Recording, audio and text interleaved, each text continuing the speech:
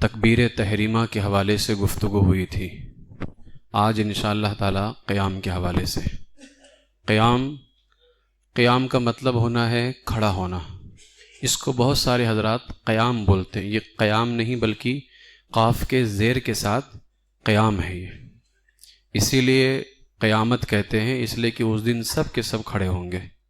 ٹھیک ہے، تو یہ قیامت نہیں بلکہ قیام نہیں بلکہ قیام. قیام کیا ہے؟ قیام یہ ہے پورا قیام یہ ہے کہ سیدھا کھڑا ہو. اور کمی کی جانب قیام یہ ہے، اب کمی ادھر ہوگی، پیچھے کی طرف تو ہوگی نہیں. کمی کی جانب قیام یہ ہے کہ ہاتھ بڑھائے تو گھٹنے تک نہ پہنچے. جیسے اب یہ میں ہاتھ بڑھا رہا ہوں تو میرا گھٹنے پہ پہنچ جا رہا ہے. اب یہ قیام نہیں ہے بلکہ یہ رکوع ہے. یہ میرا گھٹنا یہ ہے، میں ہاتھ بڑھا رہا ہوں تو یہاں پہنچ رہا ہے، گھٹنے پہ نہیں پہنچ رہا ہے. تو ہاتھ بڑھائے گھٹنے پر نہ پہنچے، یہ کم سے کم قیام ہے. کم سے کم. اس سے زیادہ جھکا تو ہاتھ گھٹنے پہ پہنچ جائے گا اور وہ قیام نہیں ہوگا، رکوع ہوگا. تو کم سے کم قیام کیا ہے کہ ہاتھ بڑھائے تو گھٹنے پر نہ پہنچے. اور پورا قیام کیا ہے؟ سیدھا کھڑا ہو. قیام کا مطلب سمجھ میں آ گیا؟ اسی کو قیام بولتے ہیں. یہ 15واں پوائنٹ تھا قیام. یہ کیا ہے؟ فرض. تکبیر تحریمہ کے بعد میں دوسرا فرض کیا ہے؟ قیام. قیام کا کم سے کم درجہ کیا ہے؟ ہاتھ بڑھاؤ تو گھٹنے تک نہ پہنچے. اور پورا درجہ کیا ہے؟ سیدھا کھڑا ہو. 16 نمبر پوائنٹ یہ ہے، مرد ناف کے نیچے سیدھے ہاتھ کی ہتھیلی، یہ ہے ہتھیلی، سیدھے ہاتھ کی ہتھیلی، الٹے ہاتھ کی کلائی کے جوڑ، یہ ہے کلائی کا جوڑ. سیدھا ہاتھ یہ ہے ہتھیلی، یہ الٹے ہاتھ کی کلائی کے جوڑ پر، یہ ہو گیا. رکھ لیجیے آپ لوگ بھی، ساتھ میں کرتے رہیے. سمجھ میں آ گیا نا؟ یہ ہتھیلی کہاں رکھنی ہے؟ الٹے ہاتھ کی کلائی کے جوڑ پر. دائیں ہاتھ کی چھوٹی انگلی یہ اور انگوٹھا کلائی کے اگل بگل. تھوڑا اس کو پکڑو، یہ دیکھ رہا ہے؟ دیکھا؟ یہ اس طرح سے آئے گا. یہ جو حصہ ہوتا ہے ذرا سا اندر گہرا حصہ، یہ بالکل ہڈی پہ. ٹھیک ہے؟ یہ چھوٹی انگلی ادھر، انگوٹھا دکھا؟ تو چھوٹی انگلی اور انگوٹھا کلائی کے اگل بگل ہو گیا. بچی 3 انگلیاں الٹے ہاتھ کی پشت پر، یہ پیٹھ اس طرح سے باندھنی ہے. کہاں دکھ رہا ہے؟ اس طرح سے. یہ کیا ہے؟ سنت ہے. نوٹ: عورتیں بائیں ہاتھ کی ہتھیلی، یہ ہے بایاں ہاتھ، اس کی ہتھیلی سینے پر چھاتی کے نیچے رکھ کر اس کی پشت پر دائیں ہاتھ کی ہتھیلی رکھی. ٹھیک. پوائنٹ نمبر 17، قیام میں دونوں پنجوں کے درمیان 4 انگلی کا فاصلہ ہونا، اسی کو انگل کہتے ہیں. کتنا؟ اس طرح سے. بہت سارے دیکھیں آپ جو ہے کچھ بہت زیادہ اس مسئلے کو میں نے کئی مرتبہ بتایا لیکن پھر بھی لوگ غلطی کرتے، جبکہ یہ مستحب ہے.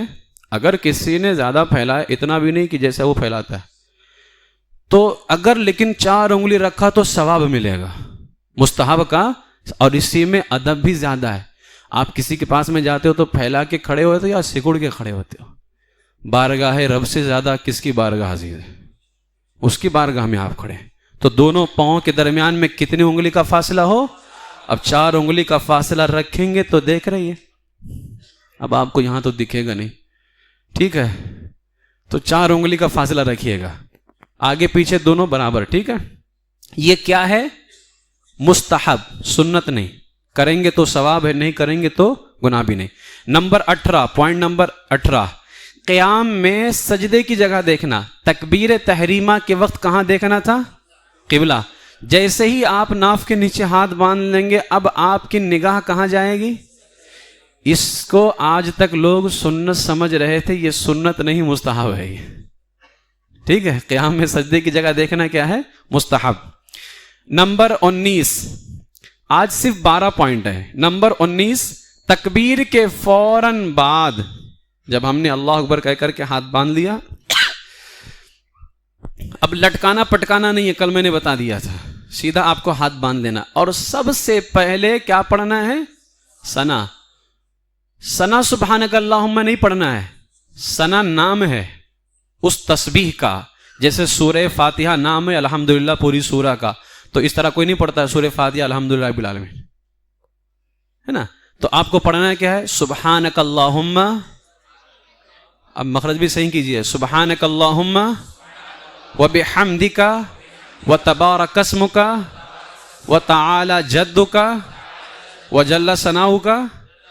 دیکھ رہے ہیں پڑھ بھی رہے ہیں، ارے جنازے میں پڑھتے ہیں بابا، ولا الہ غیرک، جنازے والے میں وجل ثناؤک ہے، نماز میں وجل ثناؤک نہیں ہے۔ سبحانک اللہم وبحمدک وتبارک اسمک وتعالی جدک ولا الہ غیرک، ٹھیک ہے؟ یہ ثنا ہے۔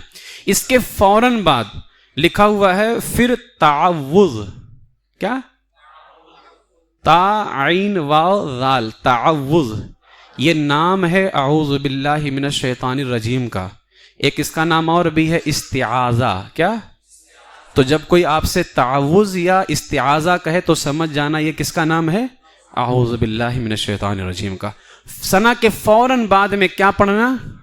تعوذ، یعنی اعوذ باللہ من الشیطان الرجیم۔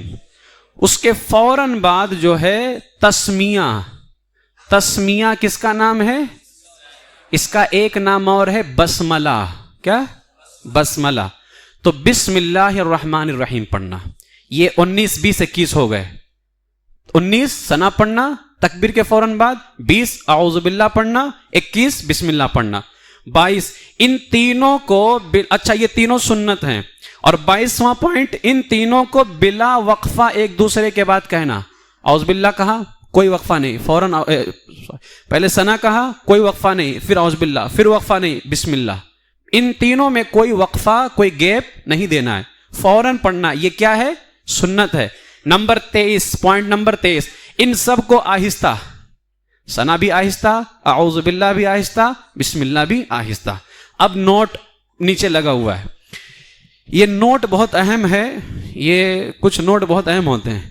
نماز میں تعوذ اور تسمیہ پڑھنا، اب یہ دیکھ لیں کیونکہ ہو سکتا ہے کہ ہر کوئی تعوذ اور تسمیہ اعوذ باللہ بسم اللہ پڑھے۔ ثنا تو ہر کسی کو پڑھنا ہے، چاہے آپ امام صاحب کے پیچھے رہیے یا نہ رہیے، ثنا پڑھنا ہی پڑھنا ہے۔ تعوذ جو ہے یہ اعوذ باللہ اور بسم اللہ پڑھنا یہ قرأت کے لیے ہوتا ہے۔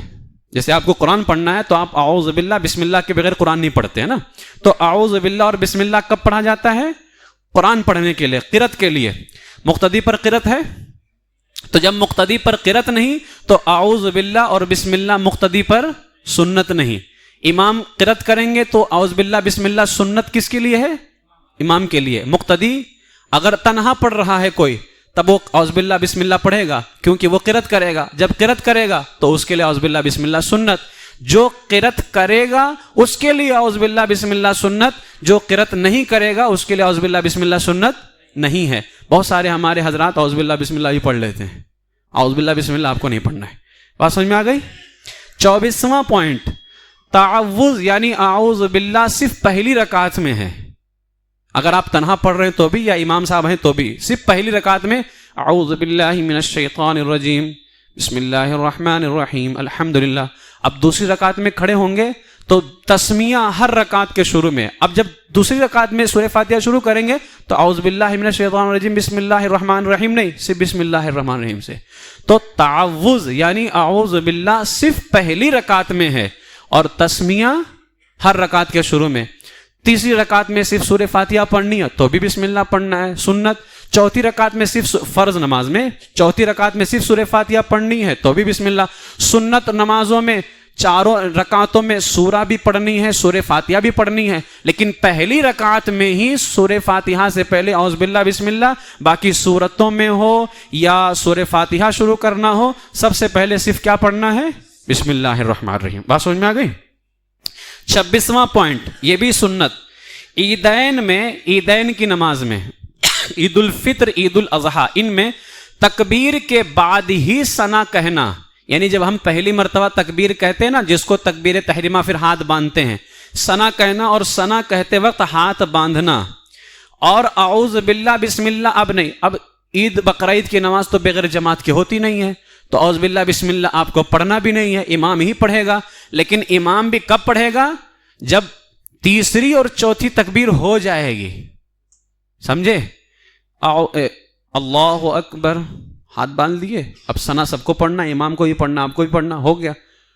अल्लाहु अकबर, अल्लाहु अकबर, शुरू वाली को मिला करके ये तीसरी तकबीर थी, अब शुरू वाली को छोड़ करके दूसरी थी, अब फिर तीसरी तकबीर शुरू वाली को छोड़ करके अल्लाहु अकबर।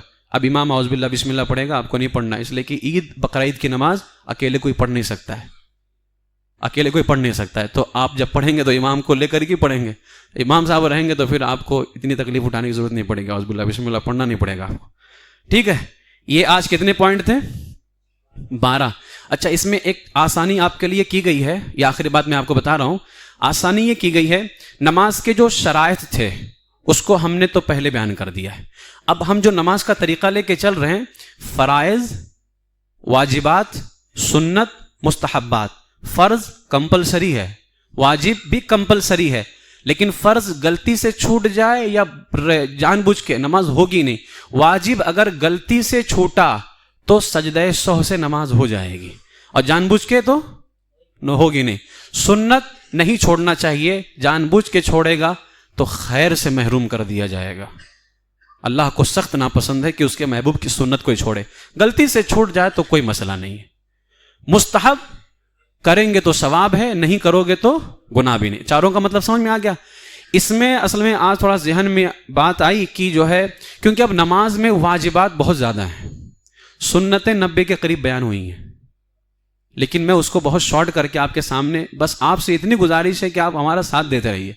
ये सब बहुत मेहनत से इसको तैयार करता हूँ, फिर हमारे सैयद साहब, लड़का मेराज और मोहम्मद, ये सब बच्चे मिल करके इसको जो है पूरा पोस्ट तैयार करके आप तक आता है। ये सारा काम मेरा नहीं होता है, सिर्फ मेरा काम किताबों से उसको सेट करना होता है। तो इसलिए आप सिर्फ साथ देते रहिए। मेरी पूरी कोशिश है कि आप तक के पूरा आसान करके, अब सारे वाजिबात आपको मैं बता दूं तो आप याद नहीं रख पाएंगे। तो आज जहन में एक ऐसी बात आई, खैर अल्लाह रब्बुल इज़्ज़त फजल फरमाता है, और वो तो अल्लाह आसानी चाहता है, अल्लाह मुश्किल नहीं चाहता है, वो आसानी चाहता है। तो अभी कल वाला पोस्ट हम उसको दोबारा भेज देंगे, कल तकबीर तहरीमा का था ना, कल वाले पोस्ट में आप देखें, कल वाले पोस्ट में कितने पॉइंट थे? 14 तकबीर तहरीमा। नीचे जो है आप देखें, उसमें अभी लिख दिया जाएगा, इंग्लिश वाली में भी और उर्दू वाले में भी। नीचे हमने एक लाइन मार करके पहले लिखा है नमाज के फराइज, फिर लिखा है उसके बाद में नमाज के वाजिबात, फिर लिखा है नमाज की सुन्नतें, फिर नमाज के मुस्तहब्बात। हमारे जो ऊपर के पॉइंट्स चल रहे हैं वो तो एक साथ चलते रहेंगे, वो 100 से भी ज्यादा हैं, उस पर आपको ध्यान नहीं देना है। नीचे जिस पोस्ट में, जिस दिन सबक में कोई फर्ज रहेगा, नीचे लिखा रहेगा आज के सबक में एक फर्ज बयान हुआ है। वाजिब रहेगा तो नीचे लिखा रहेगा एक वाजिब बयान हुआ है। सुन्नतें रहेंगी तो लिखा रहेगा सुन्नतें बयान हुई हैं। अब इसको मैं बयान करने का तरीका क्या अपनाया हूं, जैसे नमाज में पहला फर्ज क्या? तकबीर तहरीमा। कल हमारा तकबीर तहरीमा का हो गया। तकबीर तहरीमा में हमने 14 पॉइंट लिए। पहला फर्ज तकबीर तहरीमा, तो उसमें फर्ज एक ही हुआ। अब तकबीर तहरीमा में वाजिब कितना है? एक। अल्लाह अकबर, आपको बिल्कुल आसानी से याद हो जाएगा। तकबीर तहरीमा में सुन्नतें कितनी हैं? 9। तकबीर तहरीमा में मुस्तहब्बात कितने हैं? 3। मिला करके 9, 3 और 1, 2, एक फर्ज एक वाजिब, कितने हो गए? 14। आज के पोस्ट में आप देखें क़याम दूसरा फर्ज है नमाज का, तो आज क़याम के अंदर फर्ज कितने हैं? 1 खुद फर्ज है वो। वाजिब 0 लिखा हुआ है, क़याम में वाजिब कोई भी नहीं। क़याम में सुन्नतें कितनी हैं? 9। قیام میں مستحبات کتنے ہیں؟ آپ کو آسانی سے یاد ہو جائیں گے. ٹھیک ہے، تو آپ لوگ اس کو جو ہے یاد رکھیے. اس طرح سے آپ سے کوئی پوچھے نا تکبیر تحریمہ میں واجب کتنے ہیں، آپ کو زیادہ دماغ دوڑانے کی ضرورت نہیں. اللہ اکبر ایک واجب ہے. اس طرح سے آپ ہر ایک کو ذہن میں رکھیے. اللہ تبارک و تعالی ہم سب کو جو ہے نماز صحیح معنوں میں ادا کرنے کی توفیق عطا فرمائیں اور ایمان کے ساتھ زندہ رکھے، ایمان ہی پر خاتمہ بالخیر فرمائے. یہاں ایک ضروری چیز میں بتانا چاہوں گا. یہ جو میں نے بتایا ہے قیام کا کم سے کم درجہ کیا ہے کہ ہاتھ بڑھاؤ تو گھٹنے تک نہ پہنچے. اگر کسی شخص نے جھک کر کے، بہت سارے جلدی بھاگ کر کے آتے ہیں اور امام صاحب رکوع میں تھے اور جھکے اللہ اکبر بول کے رکوع میں چلا گیا ہو، اس کی نماز ہی شروع نہیں ہوئی. اس لیے کہ تکبیر تحریمہ جو فرض ہے یہ کھڑے کھڑے بولنا ہو پڑے گا. اور کھڑے رہنے کا مطلب کیا ہے کہ ہاتھ بڑھاؤ تو گھٹنے تک نہ پہنچے. اگر گھٹنے تک پہنچ گیا تب یہ رکوع ہے تو اس کی نماز شروع ہی نہیں ہوئی ہے. اس کی نماز شروع ہی نہیں ہوئی ہے. بہت سارے حضرات یہ غلطی نفل میں بھی کرتے ہیں. نفل جیسے بیٹھ کر کے پڑھتے ہیں تو نفل میں آپ کو تکبیر تحریمہ بالکل سیدھے رہ کر کے ہی کہنا ہے. بہت سارے جھک کے بولتے ہیں نا اللہ اکبر، آپ جیسے ہی نفل میں جھکیں گے آپ رکوع میں چلے گئے. یہ غلطی لوگ ہر کوئی کرتا ہے، شاید و باید کوئی نہ کرتا ہو. نفل کی نماز اس کی ہو ہی نہیں رہی ہے، اس لیے کہ تکبیر تحریمہ نماز ہی نہیں شروع ہوئی نا. نفل میں لوگ جھک کے ہی جاتے ہیں اور جیسے تھوڑا سا بھی جھکے گا فوراً رکوع میں نفل میں پہلے سے بیٹھا ہوا ہے. اس لیے نفل میں جب ہم کو تکبیر، بھائی کھڑے ہونے کی حالت میں اگر تھوڑا جھک بھی گیا تو بھی رکوع میں نہیں پہنچے گا، لیکن نفل میں تھوڑا سا بھی اگر جھکا تو رکوع میں چلا جائے گا. اس لیے نفل میں جب تکبیر تحریمہ کہیں تو آپ جو ہے کھڑے کھڑے کہنا، بالکل سیدھے بیٹھے رہنا ہے، آپ کو جھکنا ذرا سا بھی نہیں ہے. ٹھیک ہے، اگر ذرا سا بھی جھکا تو اس کی نفل کی نماز ہوگی ہی نہیں. یہ ایک چیز یاد رکھنا ہے. دوسری چیز یہاں پر یاد رکھنا ہے، ثنا اور تعوذ اور تسمیہ پڑھنا کیا ہے؟ سنت. کوئی بندہ آیا تکبیر تحریمہ کر کے جلدی میں، اس نے الحمدللہ رب العالمین، اب یاد آ رہا ہے مجھ کو تو یار وہ ثنا ہونا سب پڑھنے کا تھا، اب پلٹ کے نہیں آئے گا آگے. اسی طرح کوئی بھول گیا ثنا پڑھنا، اعوذ باللہ سے شروع کر دیا، اب پلٹ کے ثنا واپس نہیں پڑے گا، اس لیے کہ اس کا محل جو تھا، اس کی جگہ جو تھی وہ ختم ہو گئی. اب جو شروع کر چکا ہے، اس لیے کہ سورہ فاتحہ وغیرہ سب واجب اور فرض کے اس میں سب آتے ہیں. انشاءاللہ تعالیٰ کل قرات کی بات ہی آئے گی تو انشاءاللہ سب بتائیں گے کل. تو اگر ثنا یا تعوذ یا تسمیہ چھوٹ جائے اور سورہ فاتحہ شروع کر دے تو پلٹ کے پڑے گا واپس نہیں، یا ثنا چھوٹ جائے اعوذ باللہ بسم اللہ شروع کر دے تو پلٹ کے واپس ثنا پڑے گا؟ بالکل بھی نہیں. یہ چند مسئلے بھی تھے، آپ لوگ اس کو ذہن میں رکھیں. اللہ تعالیٰ ہم سب کو شریعت مطہرہ پر عمل کی توفیق عطا فرمائے، صحیح معنوں میں نماز پڑھنے کی توفیق عطا فرمائے. وآخر دعوایا ان الحمدللہ رب العالمین.